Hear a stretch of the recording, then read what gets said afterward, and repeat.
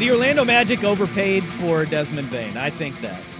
They gave up KCP, Cole Anthony, which was a fan favorite or loved in Orlando, but they gave up essentially 4 first-round picks.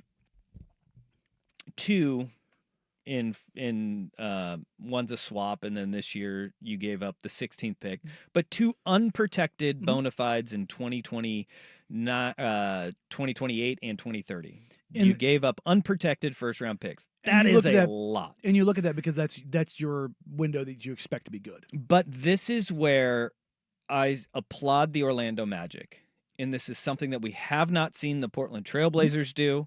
And this is something that I think the fan base desperately wanted them to do. Mm-hmm.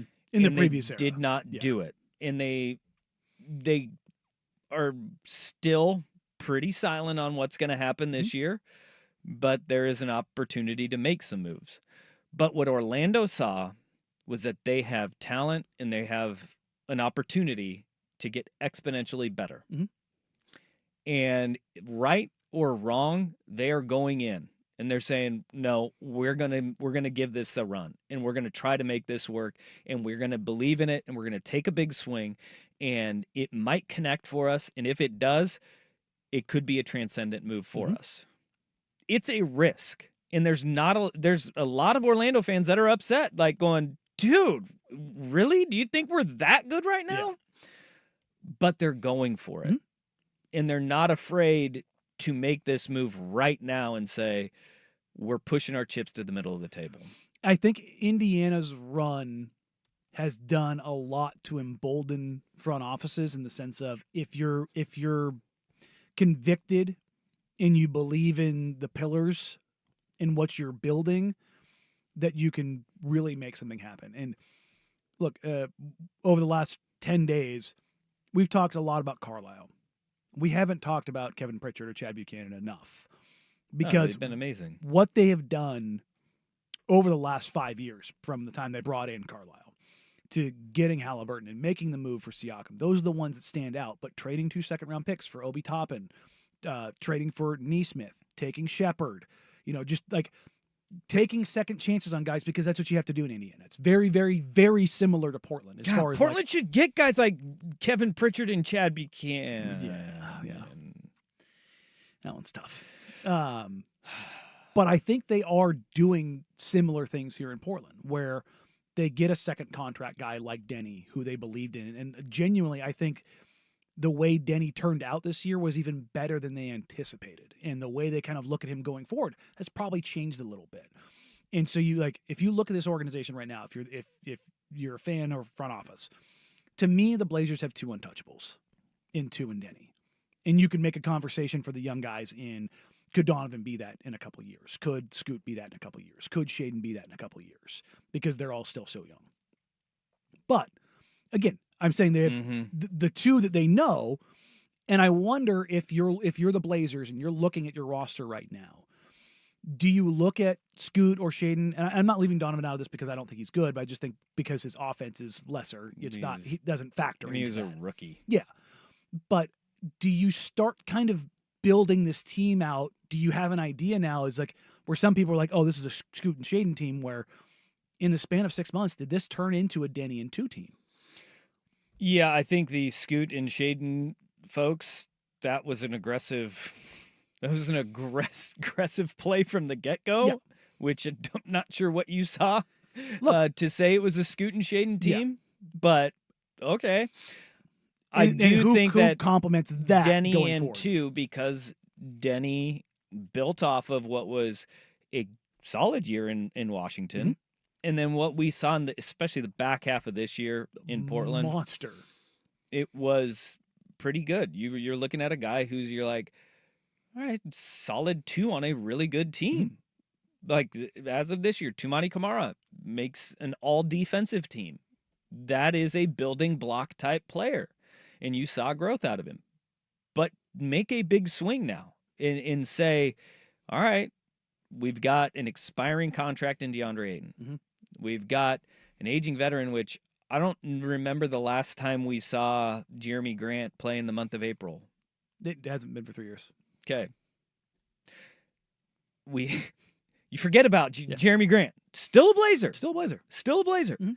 Okay, is Anthony Simons on the table? Like, Yeah. because that's one guy you really didn't mention there, who's a really damn good scorer. Yeah, no, and that's the thing is like Scorer. if you're building around Tu and Denny, I think you look at a guy like Anthony as a guy who matters going forward, because while Tu and Denny certainly improved as shooters, that kind of leads you down the path that's more Orlando Houston-y, Yeah, where you're defensively, you're bigger, longer, stronger, more physical, but you're maybe lacking the shooting, which is why Orlando went and identified a guy like Desmond Bane, who gives them 3-level scoring. Like, yes, Bane's a good 3-point shooter. I don't think people realize that Desmond Bane's a really, really good mid-range shooter. Like, and he gets to that spot a ton, and he's very good there. But as it pertains to Portland, I don't think that they've got a move pocketed right now for like Denny 2.0 of like another like diamond in the rough. But I think they're probably looking at things and going, okay, if we're going to be a Denny-centric team, and then I'm not saying that as like a James Harden-led team where he's going to have like a 30% usage rate, but like you're like, we think he can be a 20 and 10 guy. Yeah. And I'm not saying 10 assists, 10 rebounds. Like when they made that move, I said that at his peak, I thought he'd be like 17, 18, and 7, which is a really good player. But if he's a 20 and 10 guy and playing 34 minutes a night, like all of a sudden you're like, yeah, that's a dude. If he's giving you 20, 10, and 5, the list of guys that can do that at that size, like, and I don't want to make the comparison, you're getting into like the Tatums and Brawns and Lucas of the world. Like, he would be the least of those superstars, but that's a hell of a player. And you throw two in there and you kind of go, okay, what are the players that help maximize that? And you have to kind of do what Orlando did. And you have to narrow that net down to the 2-3 guys that you think, whether it's an in-prime guy like Desmond, because I think Orlando's further along in the cycle than Portland is, or do you go and try and find that next version of that guy? Like another guy that you think can be that guy. Well, then you got to go make it happen. Mhm. And that's where I will tip the cap to Orlando. Overpay or not, they made it happen. They identified the guy that They they wanted, made it and they happen. went and did it. And that it honestly shocked me, because Orlando is a team that does not give up assets. When was the last time they gave up assets? Like, just to think of a move off the top of your head. That, I like, don't follow Orlando, but nearly close enough. But I mean, to does know that. anything stand out in your head of like, oh yeah, no, they went and like, that's not their MO. It doesn't matter who's running in their front office. Penny Hardaway, It's been a long time. So when they moved Shaquille O'Neal, I mean, they lost him, but they lost him. Yeah, in but- free agency. I mean, When they didn't trade for Tim Duncan. that one they tried. That one they tried to do. That's one of those ones that I don't think people realize was a lot closer to happening than actually realized. That was, oh boy. Whoa, Nelly. But yeah, no, again, applaud Orlando for, like, I like seeing a team that looks at this and goes, because I can talk myself into them being one of the top 3 teams in the East right now. Yeah. I can. All right. Is there a move out there for the Blazers that can vault them into the top 4 of the West right now without trading for an absolute superstar? No, but you can build your future even brighter. Yep. And I think that And If they- accelerate what you already have. if they made a move, I don't think it would be as much capital that involved Denny, but I could see them making a move that's like a guy that's younger. If they, like, let's say they traded Jeremy Grant and they got back like more veteran players that kind of spread around the roster and maybe some draft capital. And like all of a sudden there's maybe a spot in the starting lineup that made sense. You could either move Denny to the 3, or you could go get a 3 and keep Denny at the 4, or you could get a 4 and move Denny to the 3. One of those kind of situations.